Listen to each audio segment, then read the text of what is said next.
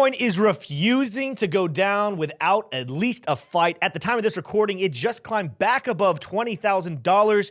Could we rally from here, or is this just a fake out? What's up, everybody? As you know, yesterday we had those CPI numbers come out, and a lot of people, myself included, were predicting bearish price action for Bitcoin. But instead, it looks like we've been in a short little rally ever since the big bear candle on that hourly chart yesterday morning at 8 a.m. Eastern Standard Time. This video is going to cover whether or not this little rally can continue, or are we going to see further price action to the downside? I'm going to cover the bullish TA and news that potentially could bring a catalyst of bullish momentum to the space. I'm also going to cover the bearish news and then let you decide what you think the next step is. So let's go ahead and jump onto the charts. So let's cover a couple of the technicals that are saying that there's a potential hope for bullish action. I'm down here on the hourly chart, and you guys notice that for a little bit now, we've been in an ascending trading channel. That means we have this flat level, or it's not really flat, an ascending level of resistance and a pretty darn close to the same angle ascending level of support. Yes, in anticipation of CPI numbers, and after they came out, we did drop below it, but we quickly climbed back up into them. And right here, this bounce of support was using that support as support once again. So as it stands right now, we do have at least a little bit of encouragement that the price has upside to go. Pulling up some other indicators that are giving us at least some signs short term that this could have been a potential bottom during the last couple of hours is on the TD sequential. We had this 9 flash. This is it's a red color, but it's a green 9 reversal flash, and sure enough, we are playing them out. We also got overextended on the Bollinger Bands and have just crossed the 20 hourly SMA. This is a good sign short term for Bitcoin's price. I'm jumping the gun a little bit in the bullish section because as much as this is bullish right now, bringing up the VPVR, we do have a level of resistance right there around 20,500 that is looming. I'll probably bring that back up when we talk bearish. But as it stands right now, you guys are going to see we used this key level on VPVR to find this support here after we had those numbers come out. And now we're heading back to the upside. Again, the number I'm looking at right now that does look like is the level of resistance we could get up to is 20,500, which means we could have a little bit more to go. But we'll talk more about that later. Another indicator that has some bearish tones to it as well, but for right now is bullish, is when we pull up our Lux Algo down here on the 1 hourly chart that we are currently under a buy signal that we flashed yesterday around 1 p.m. Eastern Standard Time. Even after coming back up, we stayed within our buy zone, and we are seeing take profit levels as low as 20,100, which means at the moment we are a little close to that. However, we could get even higher than that, closer to that $20,700 level before we see some key resistance there. Again, kind of bearish, but still some room for bullish activity. The last bullish technical I'm going to look at is one of my favorites, and you guys know it. That is looking at our RSI. But usually, I'm showing you guys when I see some divergence on the RSI. This is a time where I'm actually going to talk about what we don't see, and that is down here on the 4-hourly chart. I do not see bearish RSI divergence forming anytime soon. What I'm talking about right here, what we'd have to see happen is this RSI level that is currently sitting at 50 outdo this peak back on July 7th of around 74. If the RSI gets that high and climbs above 74 while the price of Bitcoin stays below this peak that matches that time, then we will have some reversal bearish RSI divergence and we will move to the downside.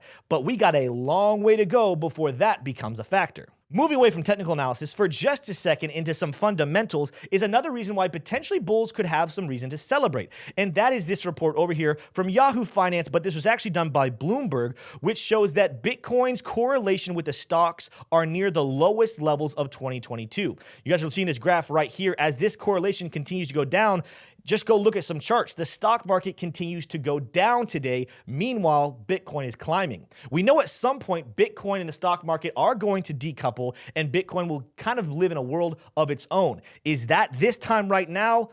Maybe it's a little too early to tell, but you can always hope.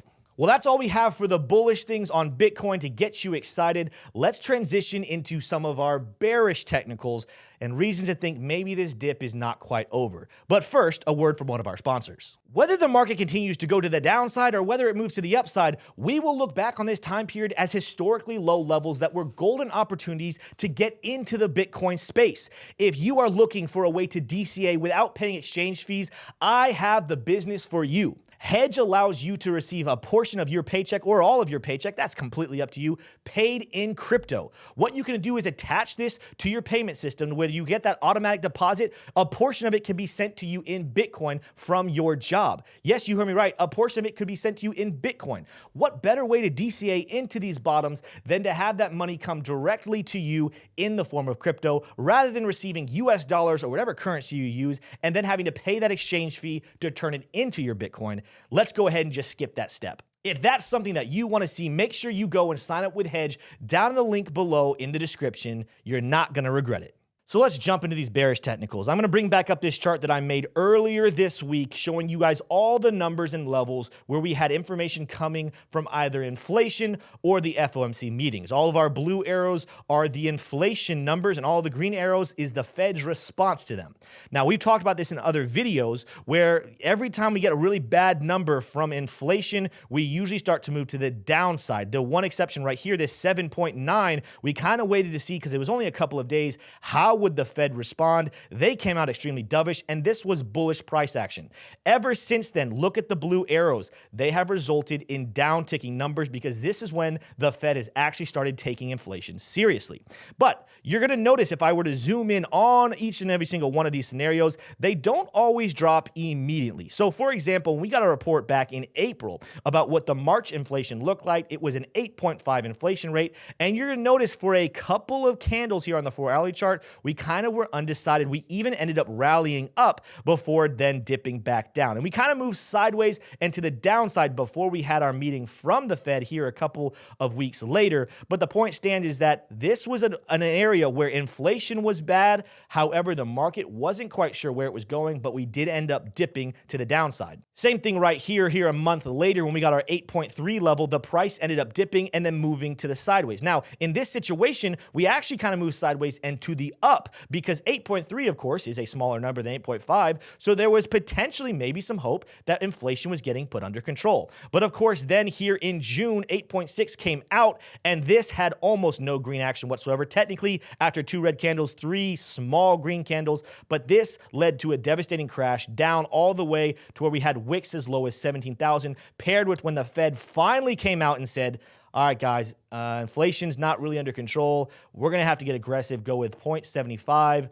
This led to a big crash, both from the numbers of the inflation and the numbers we had from the FOMC. So when I predicted that I thought we were going to go down after this 9.1 number came out here yesterday morning, that does not mean it had to happen immediately. So as much as those bullish technicals are showing us that the price is currently climbing up, sitting right now 20,155, this doesn't mean that it's over. There still is very much a real chance that we could see some bearish action happen within the next couple of candles.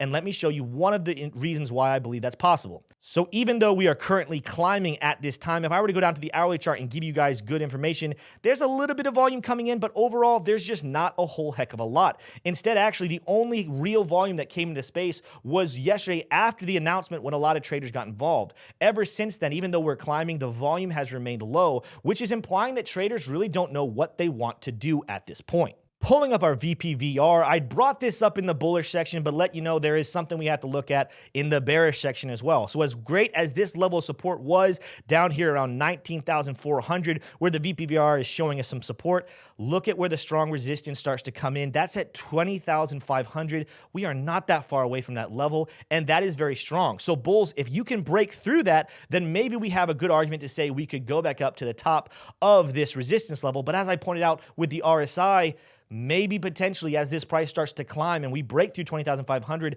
the danger zone of getting back into RSI divergence, bearish RSI divergence comes back into play as this RSI level will surely climb along with the price. The level we have to look at after resisting, whether we resist here at 20,500 or whether we make it a little higher, this key level of support of 19,400 will be one to watch over the next week, especially as we start to wait for the FOMC's response and speculation that comes out about what they might decide. Now we get to the really bearish news, and that is continuing to use Lux Algo. We've talked about this for a while now, but nothing has changed out here on the daily chart. Yes, it's nice to have some green candles in here. They're red because I'm pulling up Lux Algo. It's nice to see red candles, but at this point, with nothing changed, Lux Algo is still calling for a potential drop as low as 13,800 and could get maybe even worse all the way down to around 8,000. Do I think it's going to go down that far? No, but the point stands that at the moment, Lux Algo's algorithm is calling on the daily chart for price over the next couple of weeks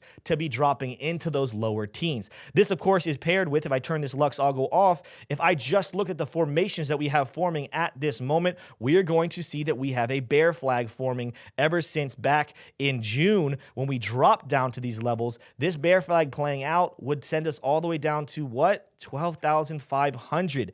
This is still very much in the cards. This flag is not overplayed because there is kind of a thing in technical analysis that if this channel goes a little too far, it becomes a little unbalanced with the flag, and then you kind of get rid of that prediction. It has not done that. So as it stands right now, we have to be paying attention to this. On the fundamental front of bearish news, we still have to keep in context that the Fed doesn't really know what it's doing, and we don't know what they're going to decide here in 2 weeks. And at this moment, it is very much looking like they're going to have to go with 75 basis points, or potentially there are even some fearing it could go higher all the way up to 100. On top of that, we also have reports that Mt. Gox looks to be paying out some of the people that lost money with that whole fiasco. And reports are showing while some people might be willing to go ahead and continue to hold, there are several who will go ahead and sell. That is a lot of Bitcoin that could be sold. And for those reasons, this is not a market that I would want to buy into. So wrapping this entire video out, there are bullish fundamentals and technicals. Unfortunately, though, the bearish ones that have been played for a while now have not been canceled out. And unfortunately, I cannot with any type of confidence say that I'm ready for a Bitcoin rally to come soon. Rather, I'm very afraid that there will be people trapped in a bull trap here within the next couple of days. If we get a good report from the Fed here in 2 weeks, maybe my opinion can change. However, at this time, I do think Bitcoin is heading back to the downside. But let me know what you think down in the comments below. Make sure you smash that like button, subscribe for more content like this, and let me know what other coins you want to see me analyze in future videos. With that being said, though, that's all I got for you. I'll see you in the next one. Peace. Whoa! Whoa! Look at this guy. He watched the entire video. What a cool guy. I think the next thing that he wants to do is hit the like button and then probably even subscribe to the channel. And perhaps even comment down below what he thought. That would be pretty cool. Wow, what a cool guy.